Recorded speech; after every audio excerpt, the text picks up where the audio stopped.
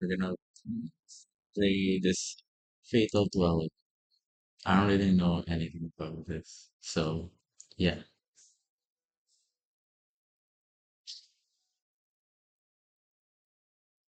Okay. It's a bunch of patterns. There are a number of terms used to describe a sequence of events that led to a specific outcome. Some call it life, others call it a story. Wait, what's this? Hide? Hmm. Hide, quick save, menu. Huh. There's a tip button, there's a location button, there's an auto save. Auto. Okay. One is responsible for much during this sequence, such as choices made, relationship built, and mistakes made. All of that is for the sake of proceeding along a predetermined path. That is the natural order of a world ruled by the concept of fate. Fate never strays from its course, regardless of how cruel it may be. My life and the events in it, thus far, are simply the product of fate leading me to a certain outcome. That's why I've never once given thought to any missed possibilities found along this path. My life has never been anything worth talking about in the first place. I've never had the luxury of considering the what ifs. So timelines, after all, I've convinced myself life has no do-overs. Once the story ends, that's it. Hmm. My name is Shishimai Rinka. Hmm. I'm a second year at Ametas Girls University High School, a rather famous all-girls school in the big city. Unlike my middle school, which was a hodgepodge of top students and those who barely showed up for class, this is the realm of refined, wealthy ladies. A realm I clearly don't belong in. In fact, they wasted no time in labeling me as a delinquent of sorts. One reason, really the main reason, is the golden streaks along my hair. However, it's my natural hair color, so the school itself has no issue with it.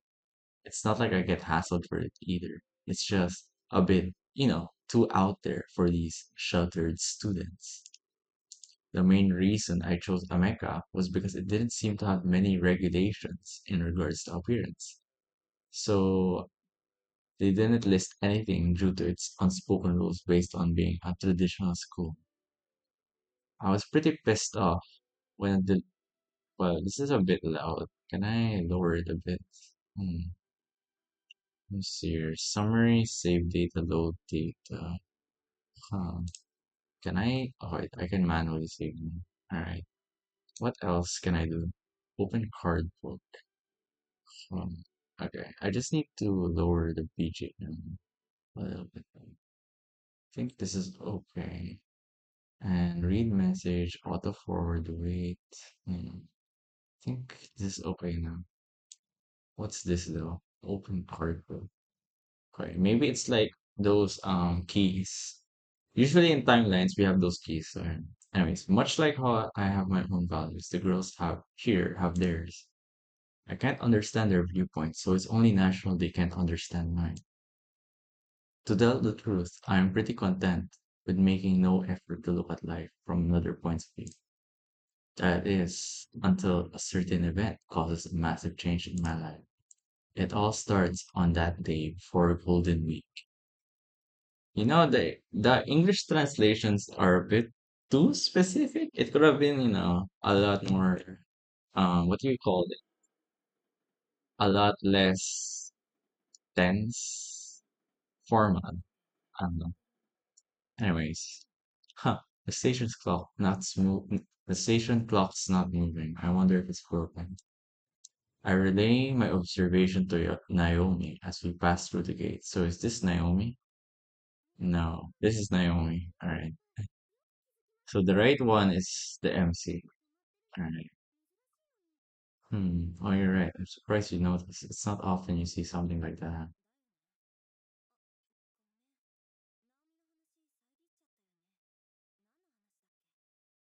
I'm just gonna let them talk.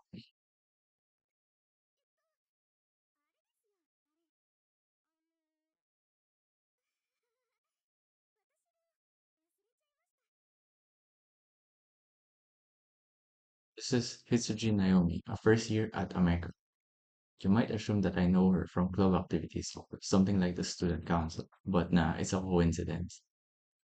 She may be my junior, but I simply see her as a friend because age difference doesn't matter to me. We're heading back to my place right now, to the station platform to wait for a train. There, wow, watch it. She yelps as she trips over nothing but air. Fortunately, I snag her hand and keep her from falling on her face. Well, she tugs me forward in the process because she's a bit taller than me, but she manages to regain her balance quick. Sorry again. Naomi, Rinka.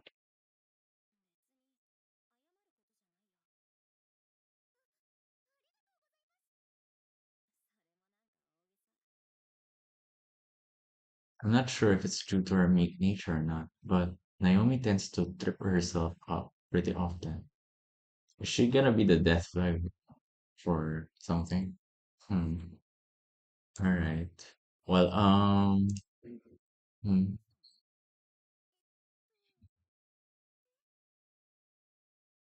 hmm. Oops, I forgot to let go of her hand after catching. Oh, sorry. Did I hurt you?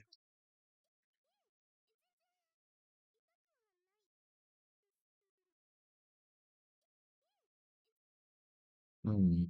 She casts her eyes downward as she answers. Maybe I squeezed a bit too tight without realizing it. I let go with an apologetic expression. Um, the train's almost here. Let's get going. Um, she fixes her glasses, which had become askew after tripping, and then points towards the platform with haste. Situations like this typically lead to a replay of events from just a minute ago. I see, so she tripped herself again. You're a real handful, you know that? Hmm. She bumps right into a passerby the moment she starts to walk towards the platform. Also, I know the translation is a bit stiff. Well, it is a Japanese to English translation. This makes sense. Hmm. I guess I'll just adjust the English a little bit. So it's a bit more less stiff. Even worse, it caused them to both topple over. I'm so sorry. Sorry. She's a bit too clumsy for her own good. I make my way over as they get back to their feet. She bumped into what seems to be a young girl. She's about the same height as me, but her face is definitely younger. Sometimes Naomi gets mistaken for a middle schooler thanks to her big round eyes, but that's not the case with this one. Hmm. Is this the poverty beggar one? I can see that, right? She does look the type. Hmm. Or even an inventor. What a weird key. Hmm. I notice how pallid her eyes are when I speak to her. Her hair's pure white, mostly obscured by her hand. She definitely looks young, but her facial features stand out more than your average person's. Safe to assume that she's a foreigner then. Hmm. Alright, so she's a foreigner. Russia? Unlike Naomi, this girl has fallen backward. Since Naomi bumped into the girl's back, you'd think she would have fallen face first, but she quickly spun around like freaking Beyblade and then landed on her butt, I guess. Okay, that makes sense.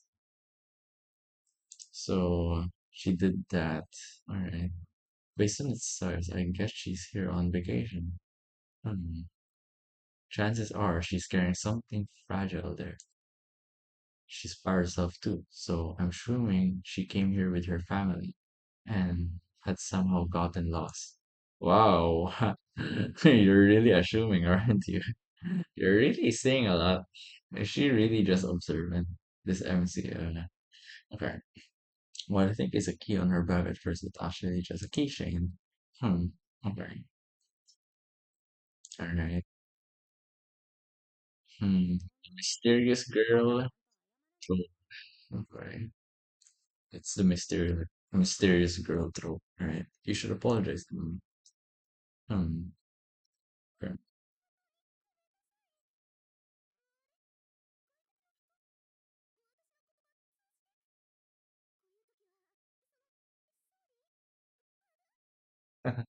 Cute. Uh,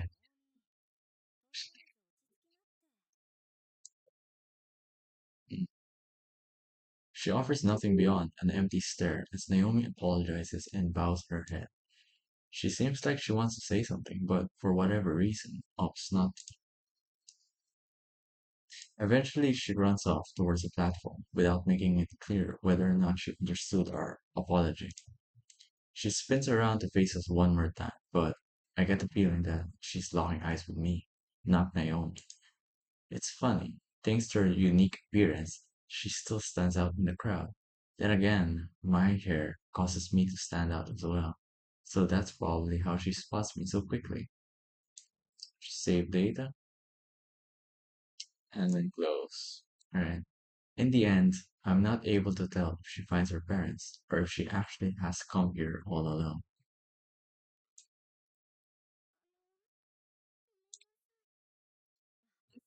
So, to the bottom step. She didn't seem to be injured, so I guess it's fine. Hmm.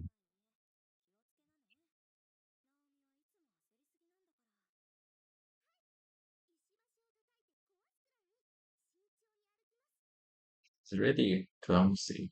Hmm.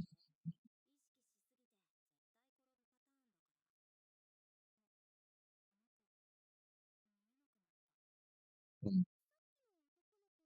Something the matter. Don't tell me he actually did get hurt. He? That was a guy? Wait, he? Wasn't that a girl?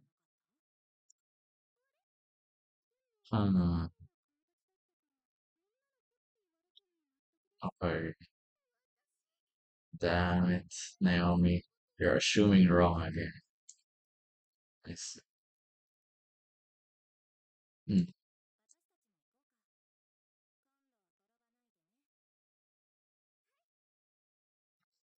We make our way into the train bound for Shinjuku, having largely forgotten the incident. Okay. Board the next train at Otsuka Station. My place isn't far from there. We first have to get off at Shinjuku Station. Are they going home? Hmm. Let's see. Pretty much rush hours as the trains are packed. Naomi and I practically glued together on our journey to Shinjuku. Sorry, it's my fault that we got caught on the foot traffic. Don't worry about it.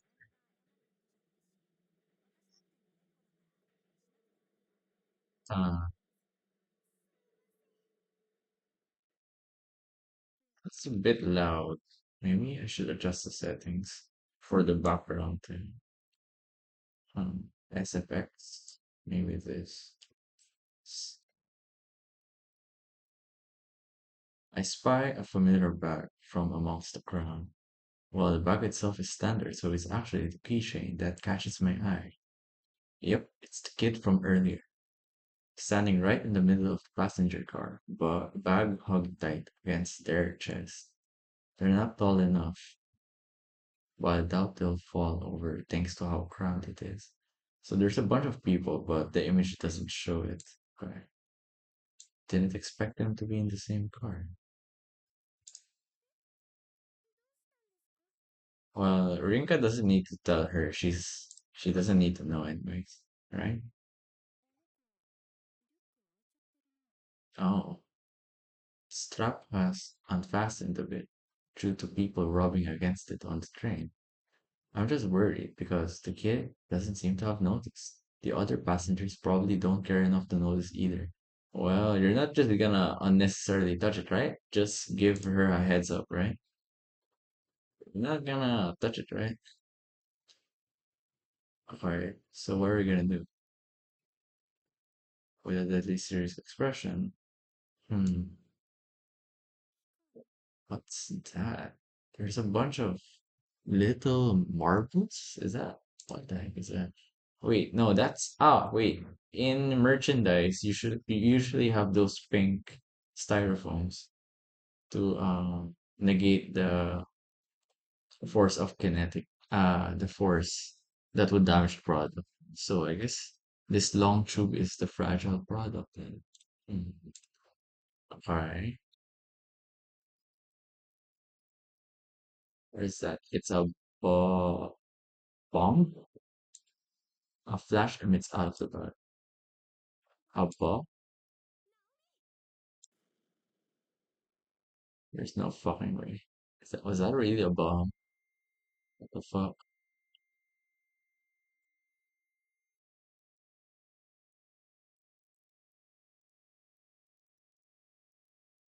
Right. And in that moment, my body is burned beyond repair within the flames.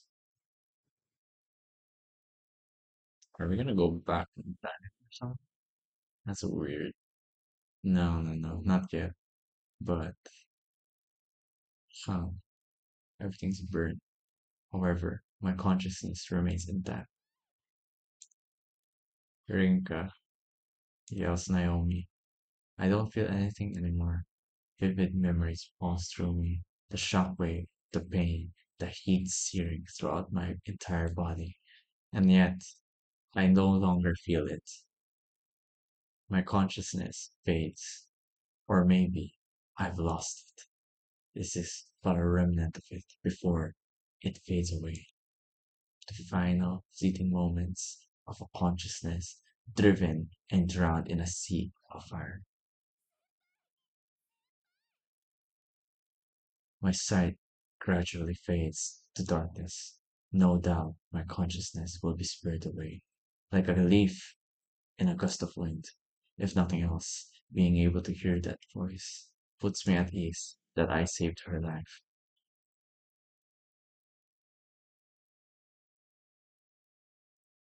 There's no arguing that fate has decided to end my life here and now. Okay.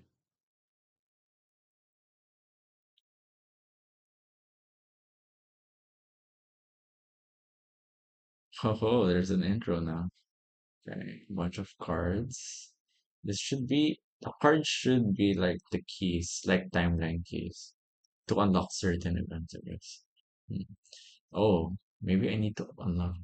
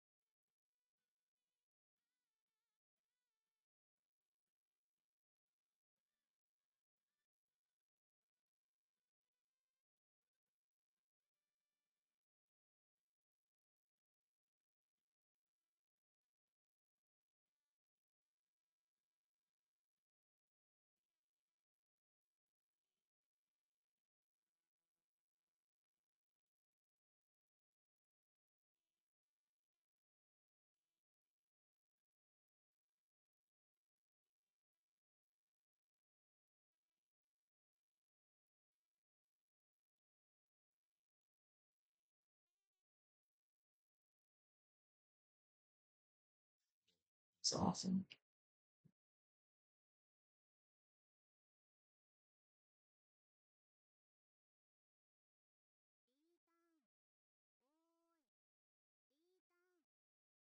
502 Wednesday.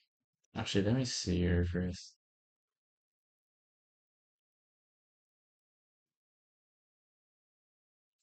I think this is different.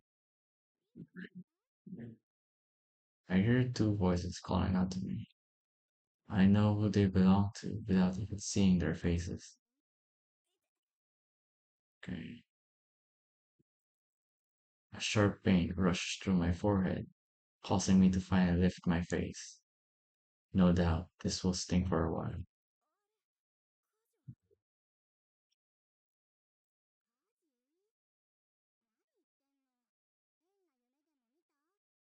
Hmm. I mean, I would also think it was a dream.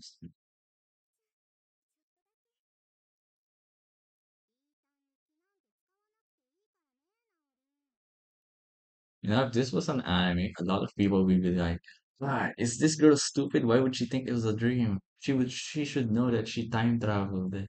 But you know, realistically, we just have to, you know, psychologically and logically explain what happened in a non-supernatural way. So, anyways, the one responsible for waking me up is Oguma Mao. Okay, let me see.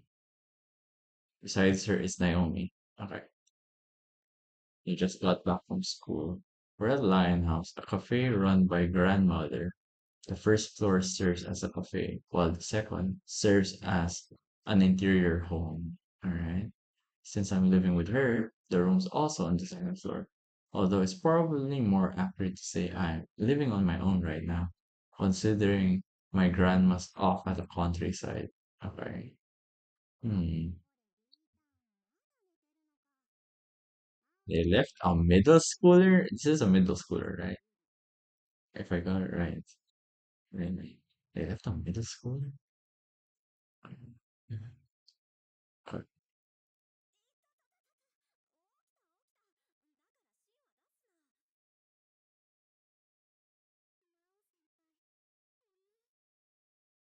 It's Mao. Ogumu Mao. Alright. Okay. But it certainly has helped to wake me up. A lingering issue, though, is that I can't remember why we're here.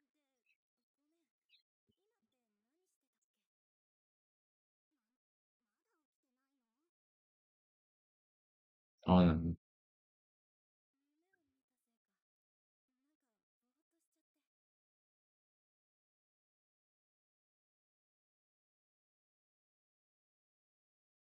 the fact that I can't remember is starting to annoy me.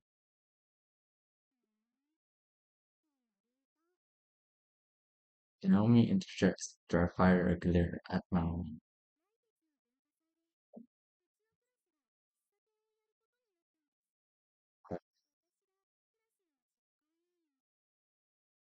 She's making no attempt to hide the fact that she has been forced into it. Granted, she's probably the most fit for the job, considering how serious and thorough she is when it comes to this stuff.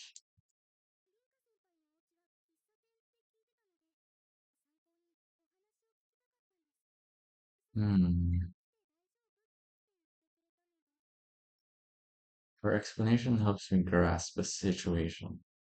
Oh, that's right. I told you to come over.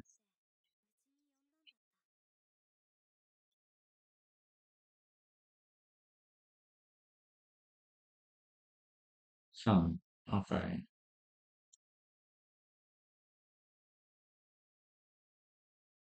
It's my grandmother's. Huh. Okay.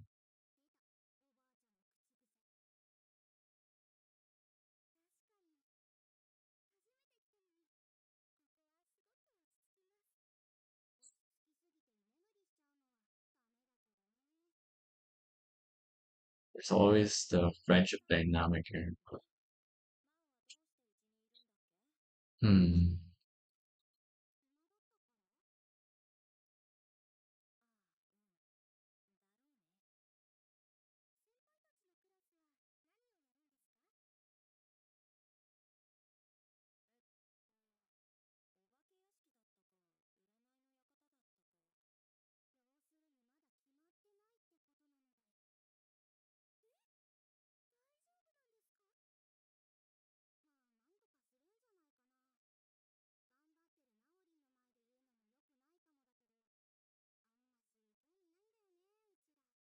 See. Mhm. Mao and Rinka aren't the most popular girls in class. Okay.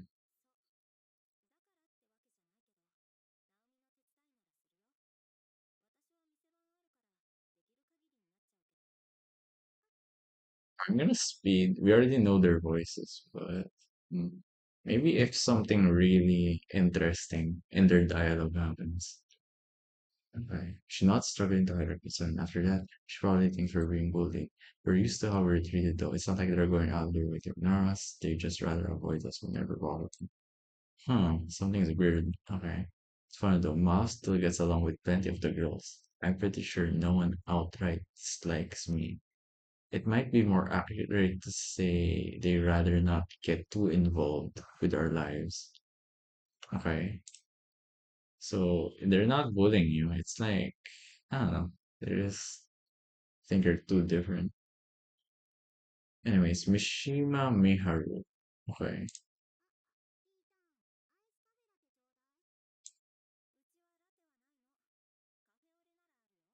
Faye Alright. Yeah. Not for free, not even for friends. Alright. Then water, I guess. It's on the house.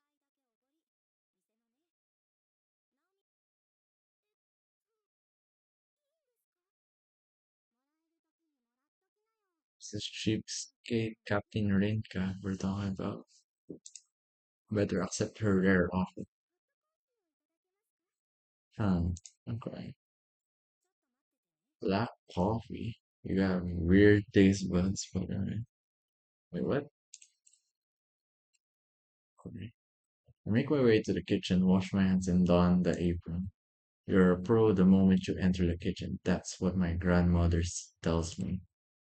I believe it, and I may be making these for my friends, but I won't do it half-heartedly. I'll say. Anyone who orders a black coffee gets a nice serving of guatemalan beans.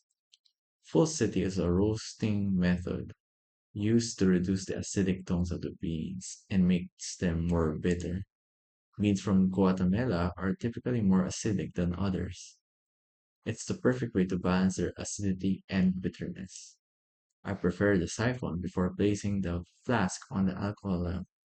The key here is making sure the flame is positioned just a touch to the side of the middle of the flask. Once it starts boiling, I shake it gently and then wait for the beans to fall. Once they're all in the flask, it's just a matter of letting them sit until they become fragrant. Oh wow, what a nice scent. It's my opinion. Thanks. Naomi's comment makes me happy, but I've got a long ways to go before I could even stand to my grandmother's skills. All I'm doing now is applying her instructions to make it easier for me. Alright. Alright, next up is Mao's iced latte. You make this by preparing coffee first and then adding plenty of ice into the glass before topping it off some milk.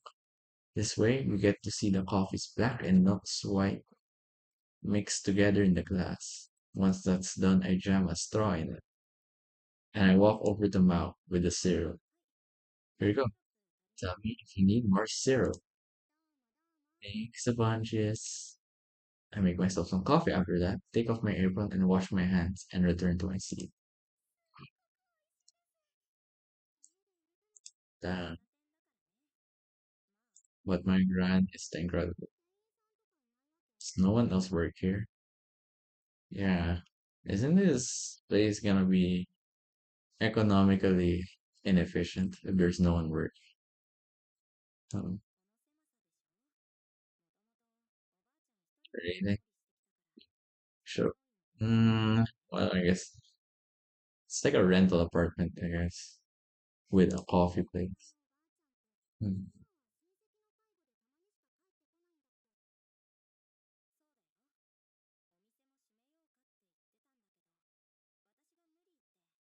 Whenever I'm not at school, I say,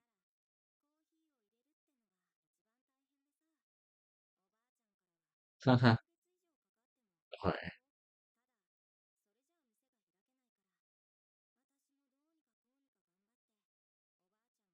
The store's at the brink of closing down. Hmm. She said a month, right? So maybe 3 months. Never mind. It's really a month. She really did take a month, huh? Even though she said it was a month ago, it's really just a month ago. Okay. So I'm used to drinking your coffee. Okay. It'd be nice if we could make coffee. Hmm.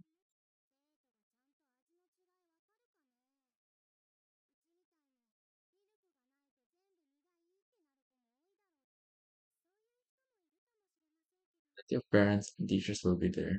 I can only imagine how long it would take to mention the other people who will be in charge of making it during the day too. Yeah, I doubt it possible. The equipment doesn't come cheap either. Talk about relentless. I figured as much. We're probably best off. Wow, all I said was that you won't be able to make the same coffee as we do here. Huh? I can set you up with our bean supplier so you can get those on the cheap. The equipment shouldn't exceed the budget, but making it, I'll ask my grand if there's a nice simple method for it. But it should be good enough for the customers. Teach you what I can. After that, it's on you. I know the smile grinning as I finish my spiel. She probably expected me to say that. Naomi is obviously taken aback and nods vigorously. I feel bad for relying on you this much alone. If you're willing to put the effort in, then I don't mind. Besides being able to. Okay.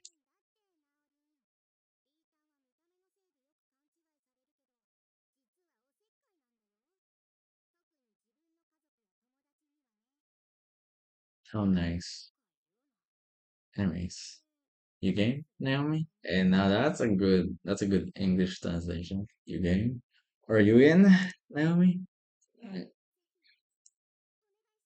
Okay. Okay. We're gonna contact the grandmother. Paying next time. Cheapskate. It's called business. With that out of the way, we spend the rest of our time together chatting. I have to help a few customers, but they don't mind me talking with Mao and Naomi so long as I get their orders out in a timely manner. In fact, some even join in the conversation, not just because they're regulars, but because I've known plenty of them since I was a kid. They kind of feel like relatives in a sense. Lion House has always had a homely feel. Fine. It's like a second home. I hope it stays the same when she gets back. This is a very dedicated granddaughter. Yeah. I head up to my room and what the fuck? There's a TV, two windows, a bookshelf. Wait, what is this? I gotta be honest. I'm pretty excited about helping them. Oh my god, this is absolutely amazing. I could just screenshot this. This is great. Seriously, like, I'm serious. This is super good. I gotta be honest. I'm pretty excited about helping Naomi. I enjoy making coffee as it is, so it'll be nice if other people end up feeling the same. Knowing Naomi, she'll probably pick up on it easily enough. Although her clumsiness is a concern. That aside, what was that dream earlier about? I'm just gonna save. Um, yes. Felt okay once I started talking with Mao and Naomi. But I can't shake the feeling. The weird feel. I can't even say for sure if it's actually dreamy. What the fuck is that? I'm in the middle of telling myself to forget about it and try to sleep, but I then notice this thick book on top of my desk. What is this? It's an auburn color with some gold leaf decorations in it. Are these ears? Seems like the kind of book my grandmother would like. Okay, well, this is it. I should have just, okay, whatever. I just need to make a decision. Let's have a look at, yeah, sure. Let's have a look. I take care when cracking it open, trying to not get it dirty. What the? There are no pages inside. Rather, there's a rectangular cap in the middle. I close the book immediately, having more questions now than when I spied it. I might as well message Gran about it and question her about it. But it's getting late. Hmm. My phone vibrates after I turn the lights off and hop into the bed. It's a message from Naomi.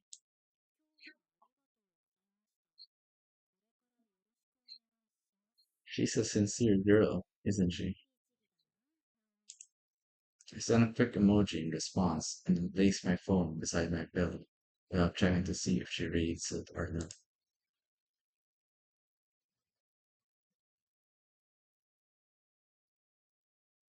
What is this? Huh? I'm pretty sure I've fallen asleep, but I feel conscious.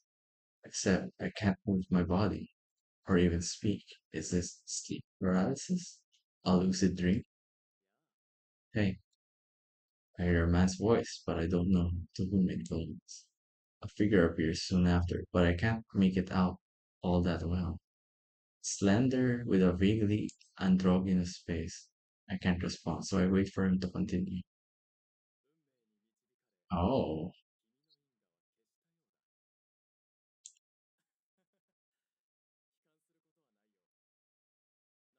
for the next 12 weeks.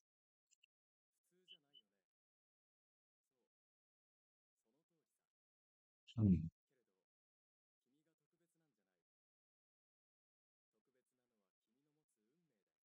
It's nothing uniquely special, really.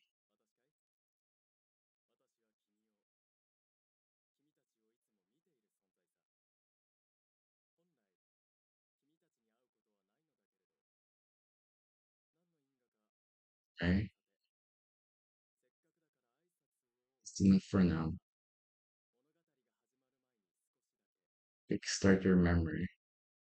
The man disappears as soon as he stops talking, and my consciousness fades away once more. So now we're gonna get the noodles back. Alright.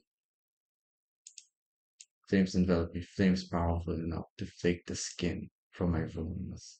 Flames that produce enough smoke to smother my lungs. My life turns to ash. My inability to move, even my fingers tell me as much. I want to scream, but I can't. I hear someone shouting. Whoever it is keeps shouting over and over. Your calls are eventually drowned by the roaring flames. By the time the voice is entirely drowned out, my consciousness has extinguished.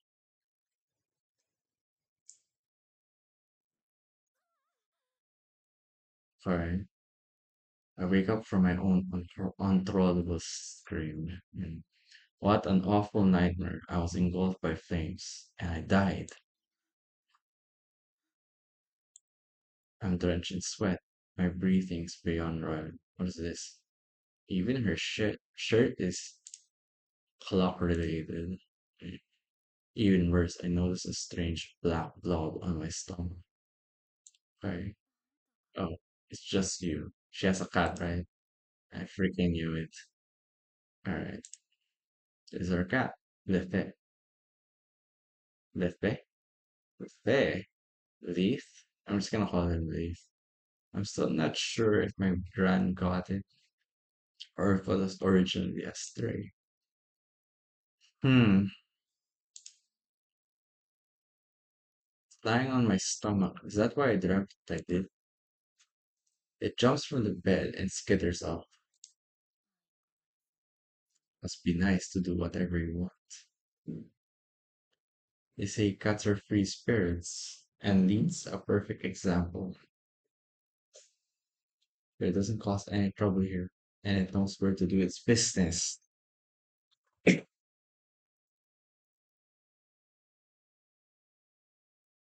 Hmm. I have myself a good stretch before I get ready to open the store. Today's a holiday, so it needs to be open nice and early. Okay.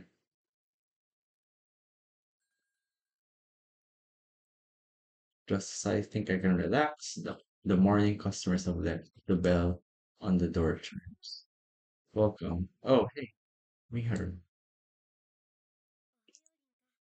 Wow, she looks a bit standoffish. Maybe she's the perfect grades person. Alright, that's Mishima Miharu, to be avoided group. But in her case, it's more because she's practically perfect. I see. Hmm. Shift. They're not, I don't think they're middle schoolers. This is too weird. They have strips? There's no way. Let's see here. Her helps her to avoid getting hit on by guys. Not sure how that works exactly, but hey. Thing is, she works out in Akihabara, that is by Shinjuku, pretty much the opposite side of town. So why'd she go out of her way to come here? To meet me? Does she need something? Just popping by to see her face. We didn't get to talk much yesterday. Hmm. And is she flirting with Rinka? I have to admit, there are certain facets of Miharu that I just don't get. I'm pretty confident she has some other business out there. And yet, here she is, spending her time teasing me. It's hard to find the right response sometimes.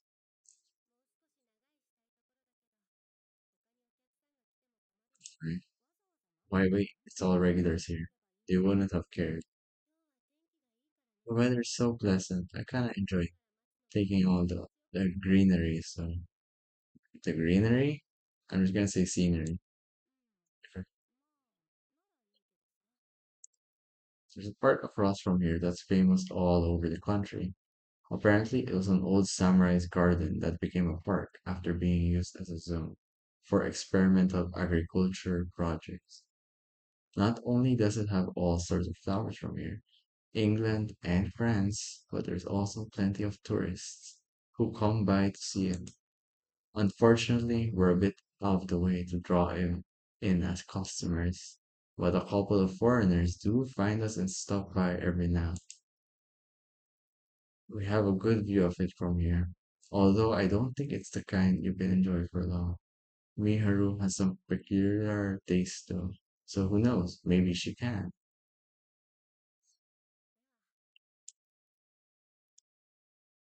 We do be sure to get some rest, Willie. But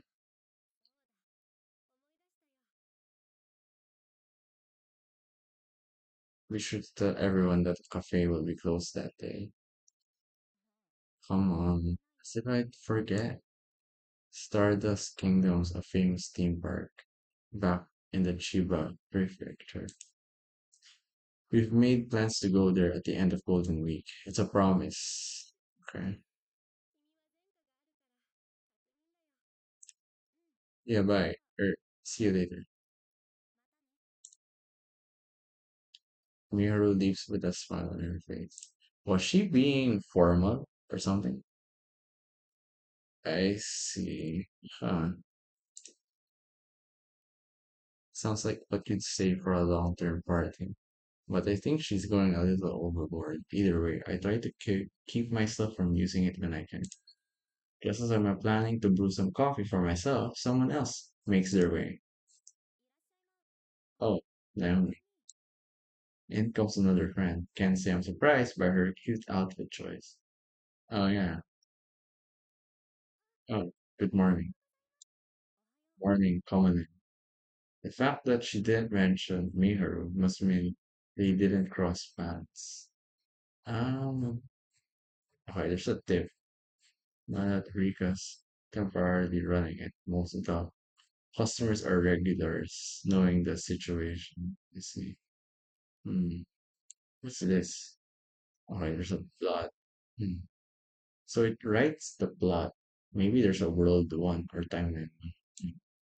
Not only that, but I can tell she had a second thought about coming inside. Either because there weren't any other customers or because she's conscious of the fact that I'm trying to run a business. So instead, I had to ask my friend about an easy way for beginners to make some relatively good coffee. So hopefully she hasn't come to ask about that. I have the options of teaching her myself, but I wouldn't do it. I would rather not do that due to my relative lack of knowledge. There's, I think I might have just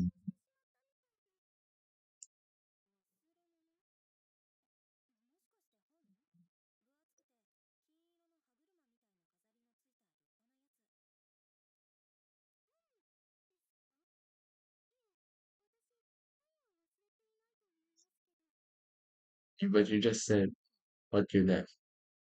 So what did you leave then? Oh, you left your pencil case. She could have just sent me a message about it, but apparently she only noticed it this morning. She lives here in the Shinjuku area, so she decided to take a walk and drop by.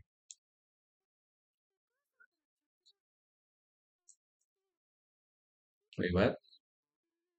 So it wasn't even here? Oh my god. Well, that's all that. It's so Naomi to do something like this, though.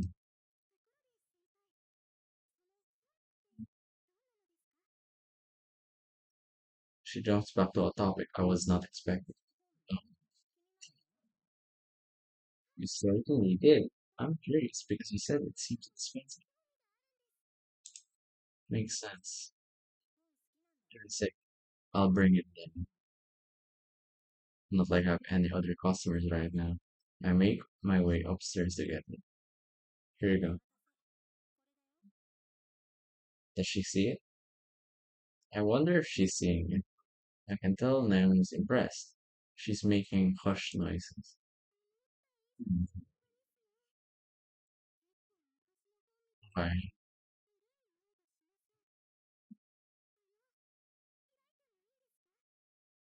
go ahead.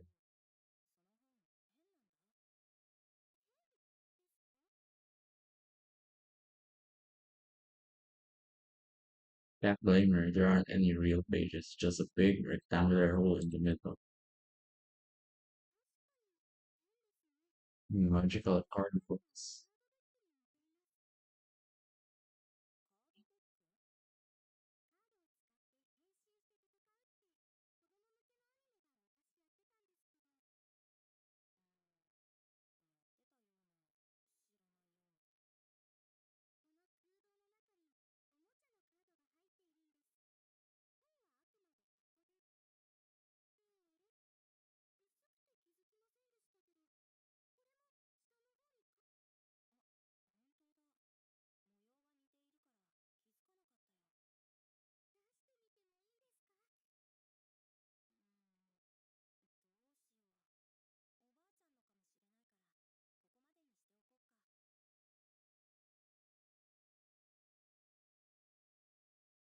That's why it's best to ask before we pry any further.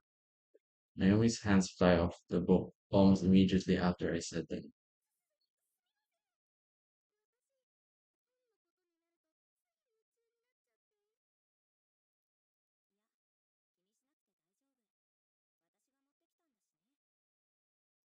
I could tell she was entranced by it, almost like she was hypnotized.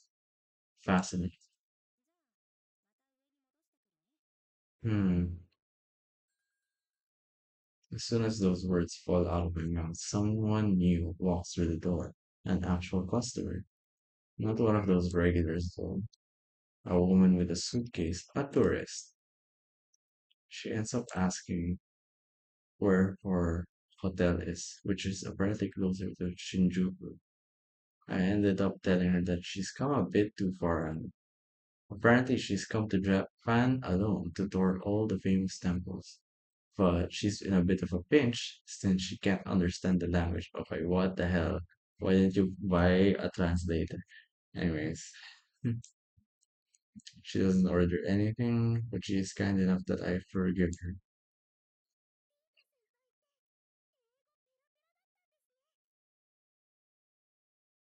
Naomi can't contain her excitement after the woman leaves. Huh, are you trying to be humble? I see. Huh. Now I'm the only one who's surprised. We were speaking English. It felt as natural as any other conversation. Then again, she did mention that she didn't understand Japanese. There's no way she'd say that if we had such a fluid conversation. Wait a minute. Something's weird. Huh? Hey, wait a minute. Did her mind? Oh my god. Upgrade? There's an upgrade. She has a translator in her brain. Huh.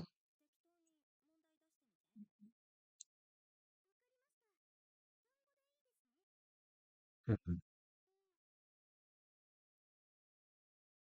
Throw some questions at me like I ask, and lo and hold, I can barely answer them. See? Huh.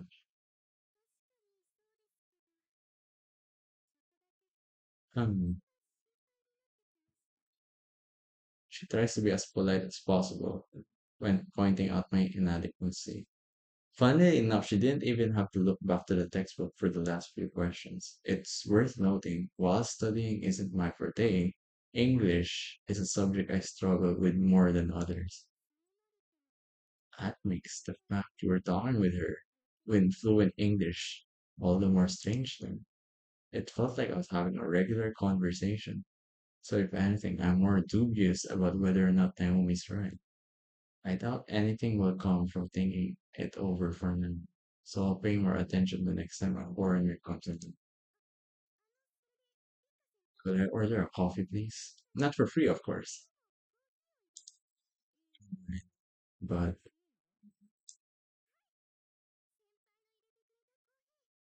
the coffee you make.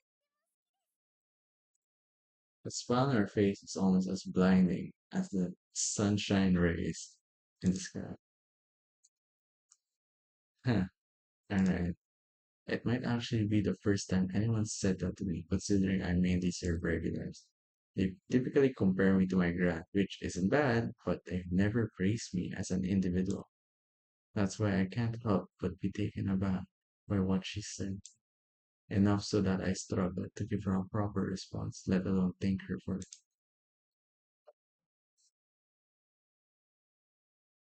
I make some coffee for her, and she sips on it while reading a book. As she does that, I either handle orders for other customers. Once an hour has passed, Naomi gets her things and comes over to the register. I feel bad taking money from a junior, but she seems satisfied with me.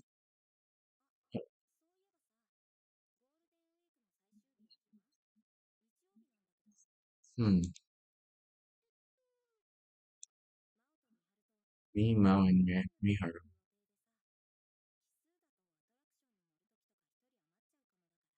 Huh. Oh, she's definitely gonna go.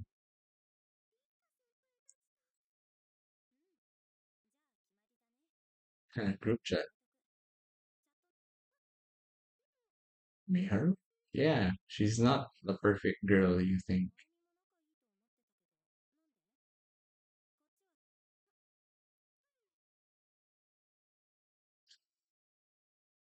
But I get back to work after seeing her. The first thing I do once I return to my room at the end of the day is message my girl. Seems like she's willing to think of a recipe for us. The book doesn't ring any bells for me, so it's not her grants. Seems like there are several books here with similar bindings, but they're just plain old books. I'd be lying if I said I wasn't curious about them, but that isn't enough to make me want to search through my grant's room. Alright, well, it's time to save, I guess. And then might as well sell it. Let's take a look inside. Should I just sell it? This is so stupid, but should I? Yeah, sure, forget. Then there's the fact that they need to check the contents first anyway, so okay, well, now I just check the contents. I flip the book over, dropping the cards out. Four in total all have a pattern similar to the book's cover. Turning them over to their fronts, I notice something written on their white background. The writing itself is in English, but I can read it perfectly fine for some reason. Name, Shishimai Rinka. Name, Federico Terminati. Cause of death, fire. Regret, gold medal. Why is my name written here? What? What's this? Is there a transcript? Is there- There's no transcript. Is there a transcript I can see? Ah, I need a transcript. Tab, nothing? Okay. I can't help but ask about them. Cause of death and regrets. Huh. Why did all the other cards disappear though? More importantly, why was this book on my desk in the first place? I scoured the internet as well, but nothing relevant comes up. Whatever the case, these cards have personal information that, huh, selling the book isn't an option right now. I put the cards back inside before placing the book on my bookshelf. It's probably worth showing Naomi whenever she's here next. Two pairs of eyes are better than one after all. That's right, maybe she'll see something that Rinka missed. Anyways, I whipped my phone out and sent her a message about Naomi joining us. And then she replied, really? Don't get me wrong, I want to go with Naomi, but okay, fine. Let me tell Miharu about it. Well, that's weird. Oh, it does? Okay, well, that's weird. Does Mao and Naomi think Miharu has a crush on Rinka or something? Maybe.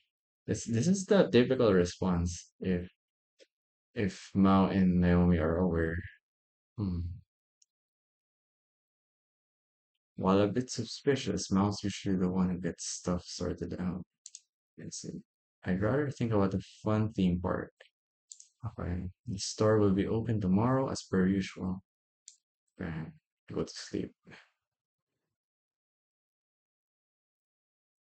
Now, what's this? Oh, this is the theme park. Right. We finally passed through the hellish queue. And we came an hour early, but it turns out others came even earlier than that. Well, at least we didn't have to wait in line for tickets, thanks to asking Mao to pick them up beforehand. Still, we totally underestimated how busy it would be during Golden Week.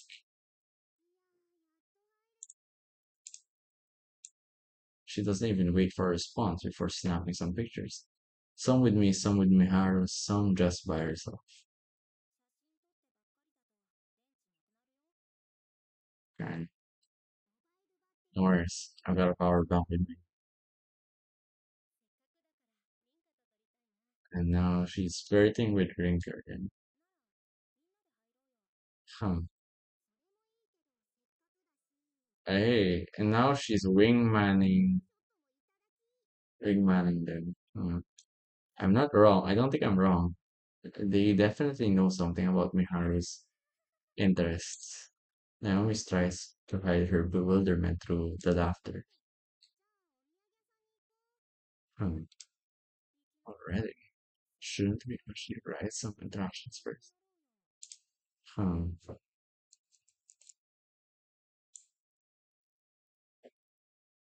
And then, okay. I'm typically not a fan of roller coasters. Why am I? I'm sitting beside Rinka.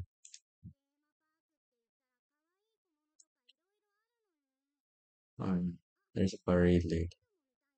I wanna see. You down, Naomi? Ha!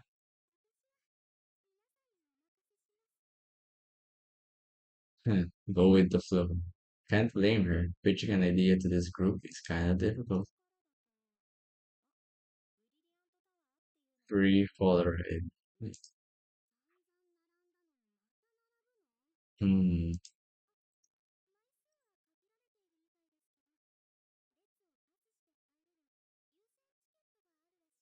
Oh,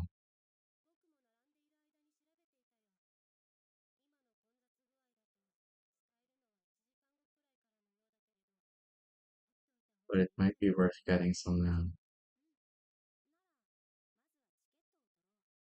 Great, it's until later in the day, so let's decide.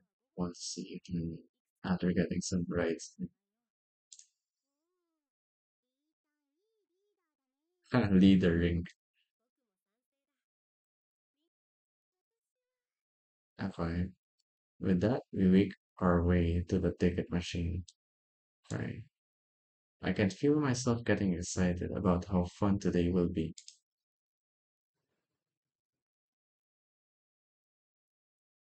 The sky is pitch black when closing time looms near. All fancy illuminations to light up in the park. Me and Miharu take a rest on one of the benches near the entrance. Mao and Naomi splits off from us to buy something. Ugh, nothing but couples around here. She doesn't mind. She's gonna say she doesn't mind. Still, it feels awkward sitting around people who are openly flirting with each other. I try to get up so we can move elsewhere, but Miharu grabs onto my sleeve and stops me.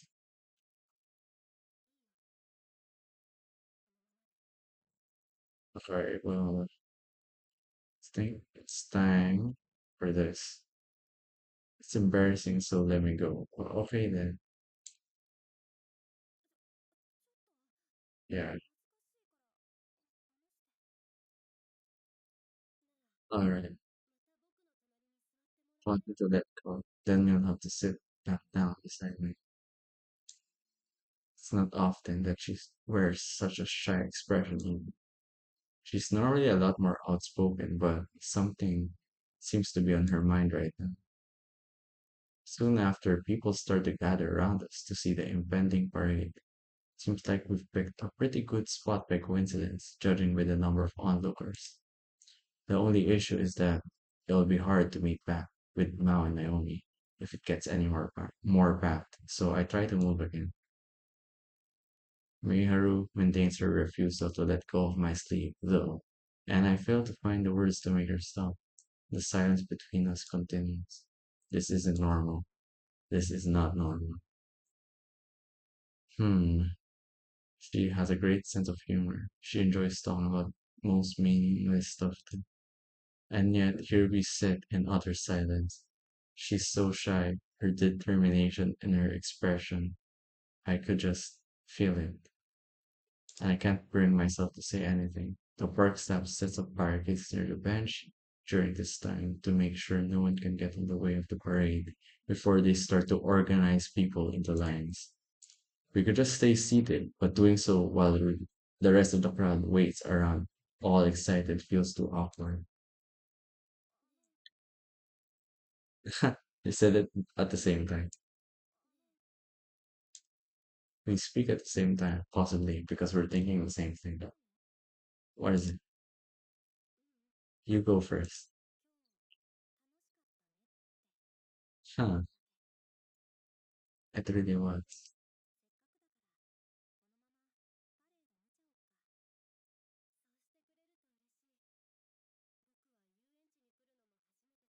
Right.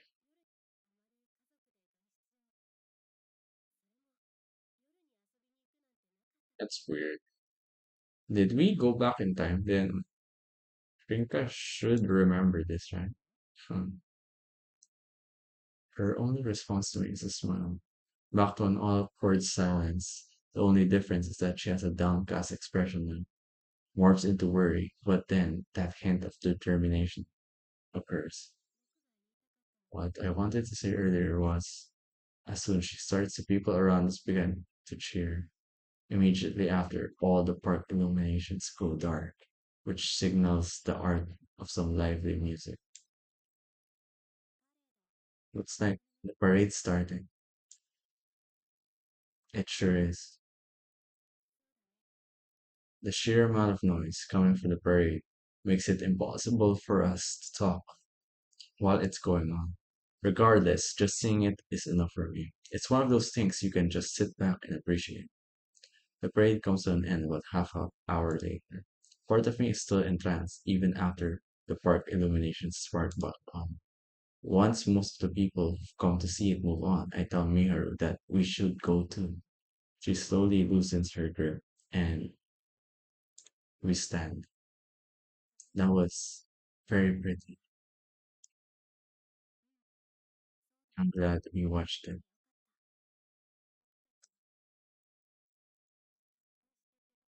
Tall girl's short girl energy. She says this with a dramatically different tone of voice.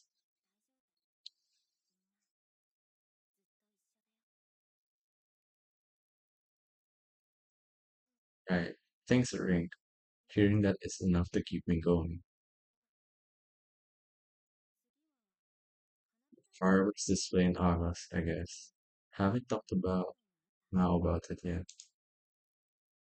We should all go. Definitely. Huh. She agrees. Alright. Mao has just sent me a message, and when I turn around upon reading it, both her and Naomi are walking towards us. Okay. Oh, she seems a bit downcast. Huh, damn it. That was weird. I wave the two of them over after she says that.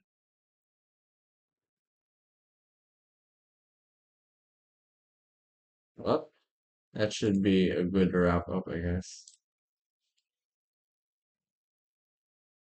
And thank you for watching Fatal 12, I guess. See you later.